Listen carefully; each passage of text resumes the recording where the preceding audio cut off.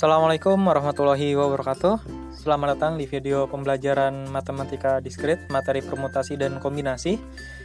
Video ini dibuat untuk memenuhi tugas mata kuliah matematika diskrit dengan dosen pengampu Ibu Fitria Nur Apriani, MPD. Sebelumnya, perkenalkan, nama saya Tarmuji, saya seorang mahasiswa semester 1, program studi Sistem Informasi, Fakultas Teknik dan Ilmu Komputer, Universitas Buana Perjuangan Karawang. Sebelum kita melanjutkan materi lebih jauh lagi, ada prerequisite yang harus kita penuhi. Jadi prerequisite ini adalah rekomendasi kita untuk belajar tentang suatu materi sebelum kita mempelajari materi berikutnya, karena prerequisite ini merupakan fundamental pemahaman dari materi yang akan kita pelajari ini. Jadi sebelum kita mempelajari mengenai permutasi dan kombinasi, kita harus tahu terlebih dahulu apa itu faktorial. Ngomong-ngomong tentang faktorial, teman-teman masih ingat nggak apa itu faktorial? Mungkin materi ini pernah kita pelajari sewaktu kita duduk di bangku SMP atau SMA ya.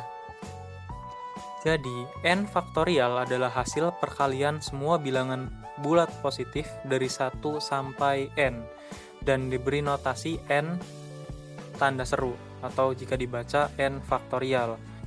N faktorial sama dengan n dikali n min 1 dikali n min 2 dikali dan seterusnya sampai dengan dikali 3 dikali 2 dan dikali 1, dengan 1 faktorial sama dengan 1 dan 0 faktorial sama dengan 1. Jadi bisa disimpulkan bahwa faktorial ini merupakan perkalian mundur dari n sampai dengan 1 ya. Nah, di sini ada contoh soal dari faktorial ya, yaitu tentukanlah nilai dari 5 faktorial dan nomor 2-nya itu 6 faktorial dibagi dengan 5 faktorial. Jadi 5 faktorial sama dengan 5 dikali 4 dikali 3 dikali 2 dan dikali 1, yaitu nilainya 120. Dan nomor 2-nya 6 faktorial dibagi 5 faktorial, yaitu hasil dari 6 faktorial dibagi 5 faktorial. Jadi 6 dikali 5 dikali 4 dikali 3 dikali 2 dan dikali 1 dibagi dengan 5 dikali 4 dikali 3 dikali 2 dan dikali 1 sama dengan 6. Atau untuk mempercepat proses perhitungannya, karena perkalian setelah 6 itu merupakan 5 faktorial, jadi kita juga bisa tuliskan 6 dikali 5 faktorial, sehingga 5 faktorial yang ada di pembilang bisa dibagi langsung dengan 5 faktorial yang ada di penyebut, sehingga nilainya 1. Nah, kemudian tinggal dikalikan saja, 6 dikali 1 otomatis hasilnya 6. Terkesan lebih simpel dan mudah bukan? Jadi kita tidak perlu mengalihkan terlalu banyak bilangan. Ya, sekian recap kita mengenai materi faktorial. Selanjutnya pembahasan inti dan juga kombinasi. Nah, kita akan membahas permutasi terlebih dahulu nih. Nah, apa sih itu permutasi? Nah, di sini ada salah satu contoh kasus mengenai kejadian permutasi yang nantinya akan membantu kita dalam memahami kondisi permutasi. Nah, hai, dapatkah kalian menyusun angka ratusan yang terdiri dari 4, 5, dan 6? Nah, inilah angka ratusan yang dapat dibentuk dari angka 4, 5, dan 6. Nah, teman-teman bisa lihat di video animasinya. Nah, dengan cara mendata seperti ini, kita memperoleh 6 buah angka ratusan yang dibentuk dari angka 4, 5, dan 6. Nah, ayo kita cermati nih. Susunan angka-angka yang ada di dalam angka ratusan tersebut mempengaruhi nilainya, karena misalnya nih ada 456 itu tidak sama dengan 465.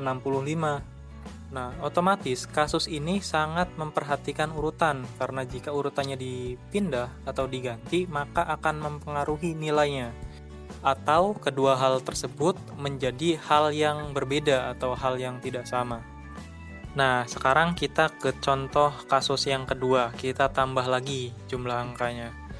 Bagaimana jika angka-angka yang tersedia itu 4, 5, 6, dan 7? Berapa banyak angka ratusan yang dapat dibuat? Nah, ini angka ratusannya nambah banyak ya tentunya.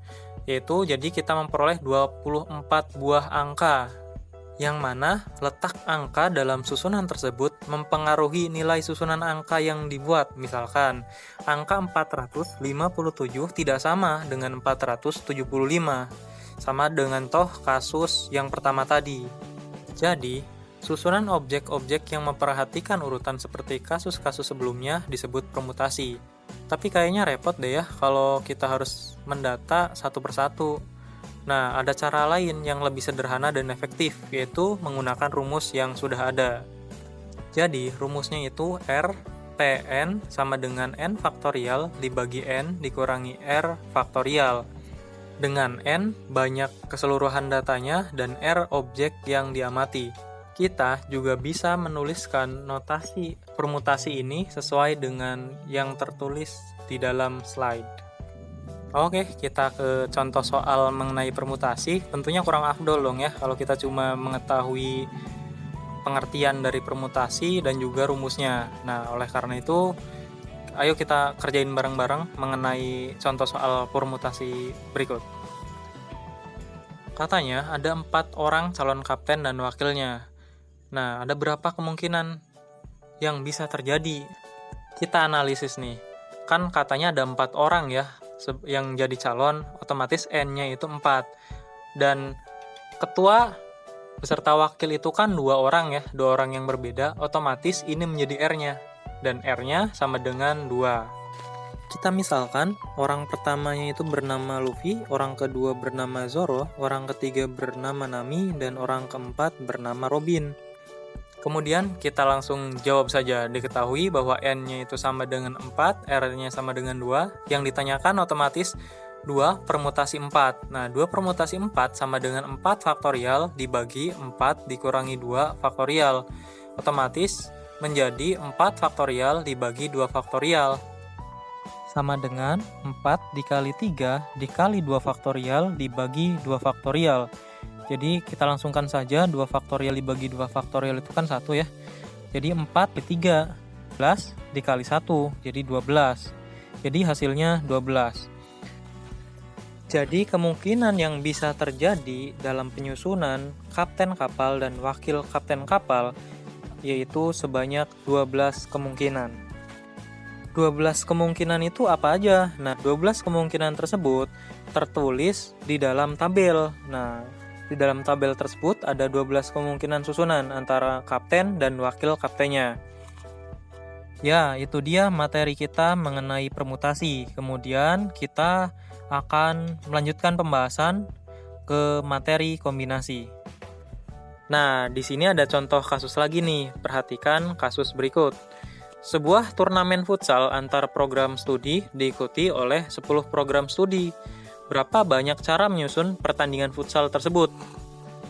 Kasus di atas menuntut kita dapat menyusun pertandingan yang diikuti oleh 10 program studi. Jika sebuah pertandingan adalah program studi sistem informasi melawan prodi teknik informatika, maka hal ini sama saja dengan prodi teknik informatika melawan prodi sistem informasi. Nah, kasus jenis ini tidak memperhatikan urutan karena terdapat 2 hal yang dianggap sama. Berbeda dengan kasus menyusun angka puluhan dari angka 6 dan 7. Maka hasilnya 67 dan 76. Angka 67 berbeda dengan angka 76. Susunan objek-objek yang tidak memperhatikan urutan dinamakan kombinasi. Kombinasi juga memiliki rumus, yaitu R kombinasi N atau dinotasikan sebagai R Cn sama dengan N faktorial dibagi N dikurangi R faktorial dikali R faktorial. Nah, untuk melatih pemahaman kita mengenai kombinasi, mari kita kerjakan contoh soal kombinasi berikut. Nah, misalkan ada mahasiswa bernama Luffy, Nami, Sanji, Zoro, dan Usopp. Jika dosen penguji akan memanggil 2 orang sekaligus untuk diuji, banyak susunan yang mungkin adalah. Nah, mari kita analisis bersama. Jika dosen penguji memanggil Sanji dan Nami untuk mengikuti ujian, hal ini sama saja dengan dosen tersebut memanggil Nami dan Sanji. Kasus ini adalah kasus yang tidak memperhatikan urutan. Karena kasus ini tidak memperhatikan urutan, maka kasus ini masuk ke dalam kategori kasus kombinasi. Mari kita kerjakan. Diketahui N sama dengan 5 dan R-nya sama dengan 2. N sama dengan 5 karena jumlah mahasiswanya itu ada 5. Dan R sama dengan 2 karena dosen penguji memanggil 2 orang sekaligus. Maka yang ditanyakannya menjadi 2 kombinasi 5. Jawab, 2 kombinasi 5 sama dengan 5 faktorial dibagi 5 dikurangi 2 faktorial dikali 2 faktorial. Sama dengan 5 faktorial dibagi 3 faktorial dikali 2 faktorial. Sama dengan 5 dikali 4 dikali 3 faktorial dibagi 3 faktorial dikali 2 dikali 1. Nah, karena di pembilang ada 3 faktorial dan di penyebut juga ada 3 faktorial, maka 3 faktorial tersebut bisa langsung kita bagi. Yang hasilnya adalah 1. Maka kita tinggal mengalihkan 5 dikali 4 yaitu 20 dan 2 dikali 1 yaitu 2.